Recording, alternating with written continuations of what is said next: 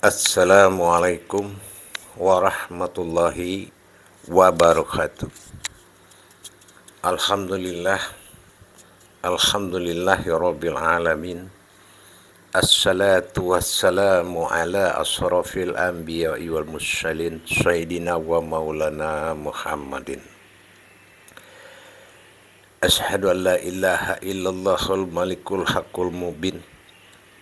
Wa asyhadu anna Muhammadan abduhu wa rasuluh. Asyhadikul ba'dal amin. Allahumma salli wa sallim wa barik wa karim ala azza nabil karim. Allahumma salli ala sayyidina wa maulana Muhammad wa ala alihi sayyidina wa maulana Muhammad. Alhamdulillah, bersyukur kita kepada Allah dalam berbagi wawasan untuk meningkatkan iman dan takwa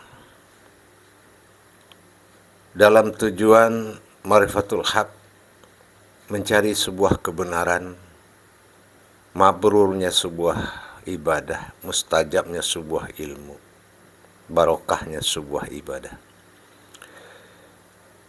Insyaallah para hadirin yang menyaksikan tayangan ini, Buya Pasaman Timur dalam makom majelis zikir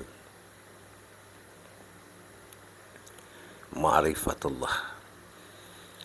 Pada kesempatan ini saya akan berbagi wawasan kepada kita semua dalam rangka meningkatkan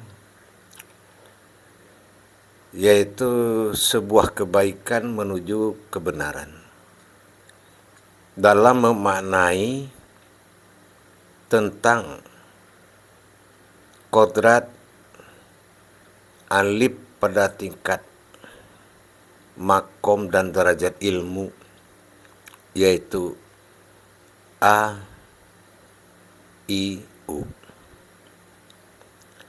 Banyak sangat kita dengar orang mengamalkan tentang kodrat-kodrat alif pada sifat A, pada sifat I, pada sifat U dalam sebutan hijaiyahnya.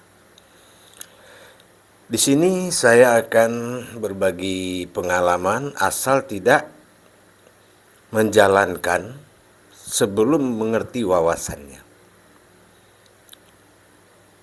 Karena Allah bilang bid'ahlihi ma'rifatul haq fil ilmi. Dalilku adalah suatu kebenaran sebuah ilmu. Nah, sekarang kita akan mengungkap kebenarannya agar nanti kita tidak salah dalam menjalankan. Dalam kodrat makom alif pada A, alif pada I, alif pada U sering menjadi sebuah amalan. Apa sebetulnya A, I, U itu? Nah, di sini ada dua versi. Versi pertama dalam sisi kodrat. Kalau dalam sisi kodrat, itu adalah sebuah amalan yang kodratnya ilmu. Makomnya adalah ilmu. Makom ilmu ini dijalankan tanpa ada rumus ibadahnya. Tapi ilmu bisa berjalan dalam ibadah. Dalam arti sering digunakan oleh para orang-orang tua kita dahulu atau mungkin di para zaman Nabi, ini menjadi suatu amalan diri yang mana kajian AIU ini adalah kajian ilmu semata. Nah, seperti yang pernah saya bilang, kalau kajian ilmu ini tidak dijalankan dalam kodrat ibadah, ibadah bisa hilang dan bisa tinggal. Akhirnya berilmu tanpa ibadah. Yang dikatakan beribadah ke sini adalah tetap seseorang menjalankan wujud itu adalah wujudnya Allah. Asal bersifat tauhid seseorang kepada Allah, itu namanya ibadah. Nah, dua versi dalam pelajaran A, I, U tadi. Versi pertama dari sisi hijaiyah. Dari sisi hijaiyah mutlak itu menjadi kodrat ilmu. Kodrat ilmu mutlak. Itu dari sisi hijaiyah. Kenapa? Karena dalam kajian tasawuf, sebetulnya ini kajian tasawuf para hadirin, para jemaah dan para saudara sekalian. Ini adalah tarikatul ilallah, adalah kajian tasawuf, kajian menuju diri kepada Allah. Kalau dari sisi hijaiyah, di dua yang saya bilang, ada pertama ditinjau dari sisi hijaiyah. Ini untuk ibadah atau sering dikatakan untuk akhirat. Yang kedua ditinjau dari sisi harfiah. Nah, harfiah ini dia akan menuju keduniaan. Nah, keduniaan ini bukan hanya harta, wanita, tetapi keduniaan itu yang dimaksud ada mencari kesaktian, mencari ilmu, telepati diri, menuju ilmu-ilmu sakti.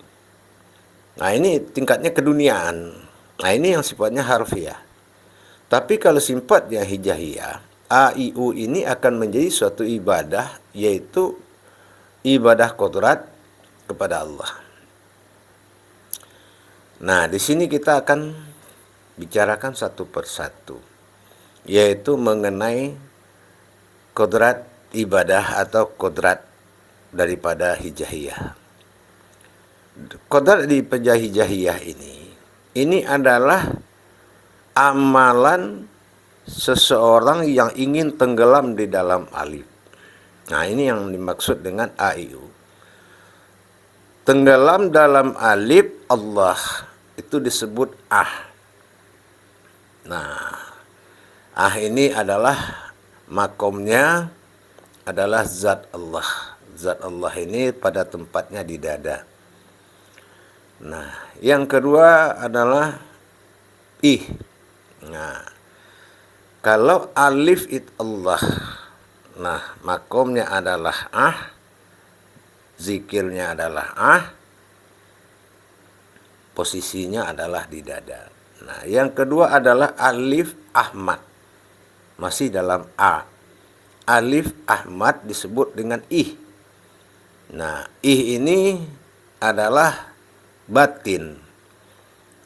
Nah, alif pada i adalah batin. Nah, i itu adalah ih, zikirnya adalah ih.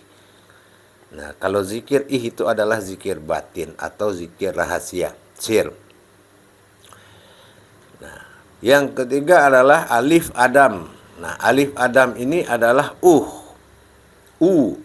itu adalah ini adalah tajali, perjalanan, makomnya di kening. Nah, dalam hal ini A, I, U ini dalam kodrat hukum kajian hijaiyahnya itu adalah disebut dengan zikir nafas.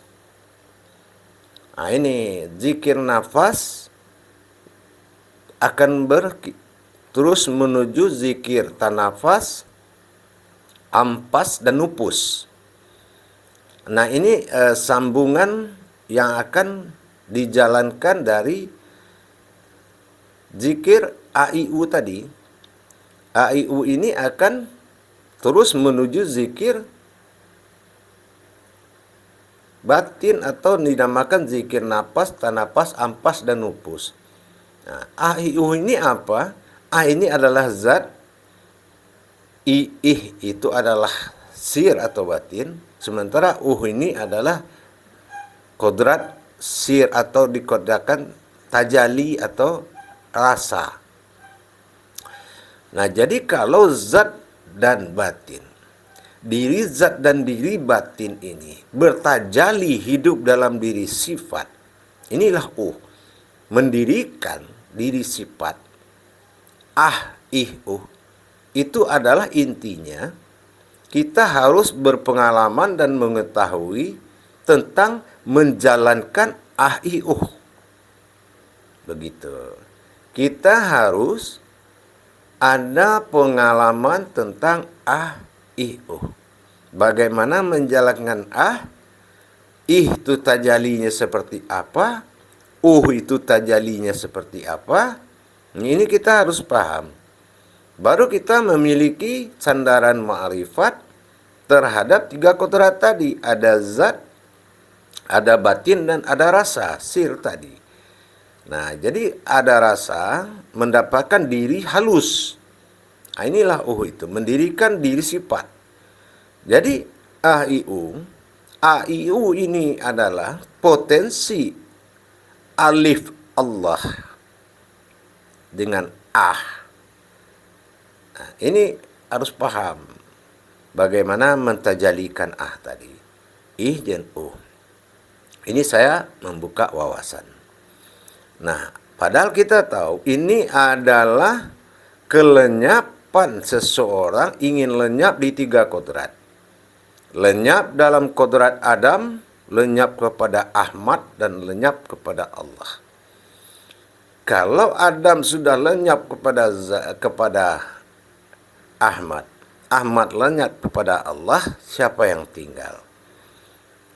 Nah, ini akan beraksi 3 kekuatan kadar daripada khodamnya Allah, yaitu alif tadi, pada Adam, pada Ahmad, dan pada Allah.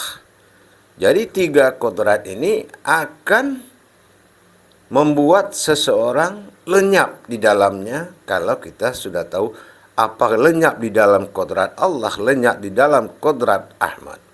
Ahmad lenyap di dalam Adam, siapa maujud yang tinggal. Nah, ini adalah suatu ibadah diri, tajalinya ilmu. Nah, begitu. Jadi, sesungguhnya inilah yang mempertahankan. Ada yang jatuh kepada zikir nafi isbat, ada yang jatuh zikir wukuf, zikir kodrat, zikir ismuzat. Banyak jalan ibadahnya, asal kita tahu menjalankan bagaimana menjalankan alif Allah pada zikir alif Ahmad pada zikir alif Adam pada zikir Nah, ini kita harus mengerti. Jangan hanya kita berpikir ilmu. Di sini adalah pandangan hijahiyahnya bersifat kodrat. Nah, yang kedua, ada yang bersifat ilmu, bersifat dunia. Nah, kalau dalam bersifat dunia itu dinamakan dengan harfiah, bukan hijahiyah. Nah, ada lagi sebagian orang mengamalkan itu dari sisi harfiahnya. Kalau dari sisi harfiahnya tadi, banyak yang mengamalkan untuk kepentingan dunia. Ada yang ingin melamar kerja, menjadikan seseorang itu manut atau tunduk kepada dia, mengikuti maunya dia, dan menjadi kesaktian sesuatu amalan yang dia ingin sakti di situ, dan sangat banyak kesaktian dunianya, baik terhadap harta, baik terhadap hajat-hajat lain, sifatnya keduniaan. Ini di situ di alif yang 3 tadi, alif Allah, alif Ahmad, alif daripada Adam atau AIU tadi sudah masuk kepada sifat jiwa. Nah, jiwa daripada khodam ini dinamakan dari harfiahnya. Nah, apa harfiahnya?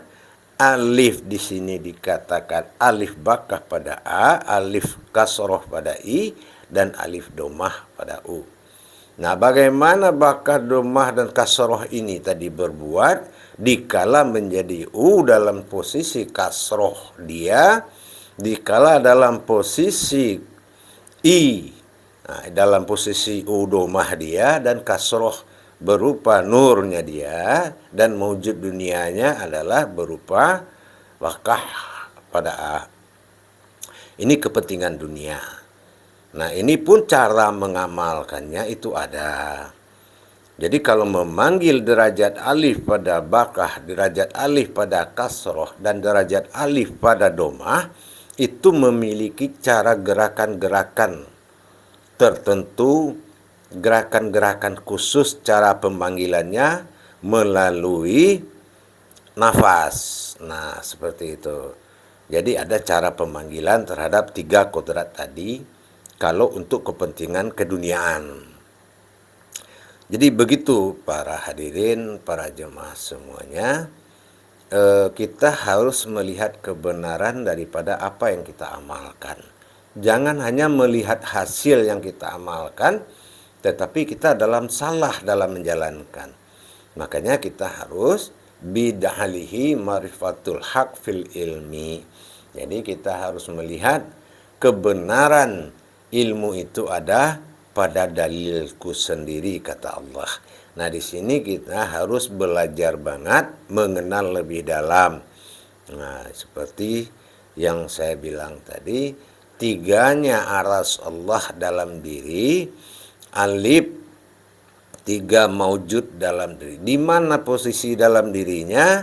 Tadi kita sudah sampaikan bahwasanya kalau jatuh pada Adam adalah pada kening atau ma'ani dalam sisi dalam bertajali mendirikan diri halus, maka alif pada Ahmad itu adalah itu sir atau batin yang ada pada posisi dada, dan alif Allah adalah pada batin kolbi kita, pada kolbi.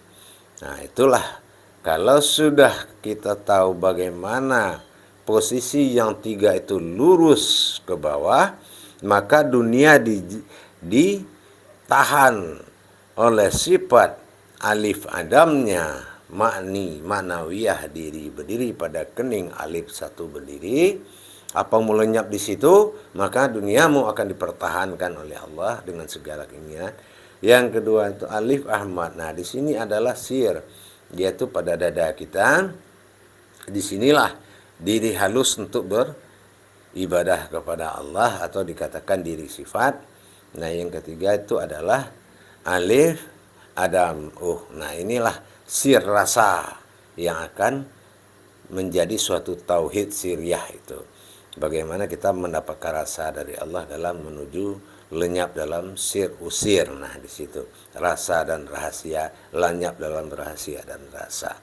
Ini cara menjalankan AIU adalah intinya seperti itu, dan harus belajar tentang cara menjalankan AIU-nya. Ini akan menuju makom zikir batin. Ingat, dia tidak cukup sampai di situ karena harus dilengkapi dengan zikir batin, yaitu zikir nafas, zikir tanapas, zikir ampas, dan zikir nufus.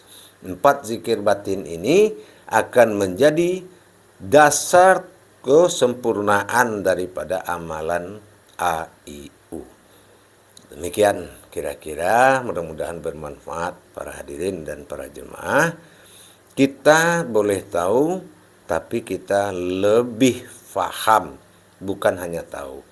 Kalau kita sudah paham dalam tajalinya, amalan itu ada pada tajali dan cara menjalankan. Bukan hanya memanggil-manggil tanpa bisa menjalankan. Seperti juga memanggil alif pada bakah A, alif pada kasroh I, dan alif pada domah U untuk harfiah dunia. Tidak bisa dipanggil seperti itu saja, dan ada cara pemanggilan khususnya untuk keduniaan. Untuk kodrat beribadah, maka alif 3 ini tadi memiliki kodrat ilmu yang tidak bersekutu dalam bentuk apapun. Maka disitulah ada kata-kata alif pada Allah, alif pada Ahmad, dan alif pada Adam. Tidak ada huruf lain di situ, tidak ada huruf keumatan di situ, dan tidak ada keinsanan apapun. Di situ adalah murni ilmu. Nah, itulah para hadirin dan jemaah, mudah-mudahan Insya Allah paham. Yang kurang paham nanti di komentar aja di Buya Pasaman Timur. Insya Allah akan kita jawab nanti kalau ada yang kurang paham.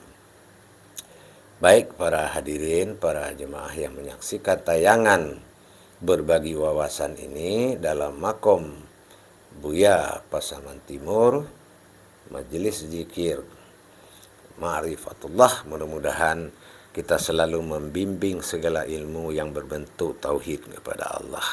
Insya Allah di lain waktu kita akan sambung lagi. Akhirul kalam, wabillahi taufiq wal hidayah. Wassalamualaikum warahmatullahi wabarakatuh.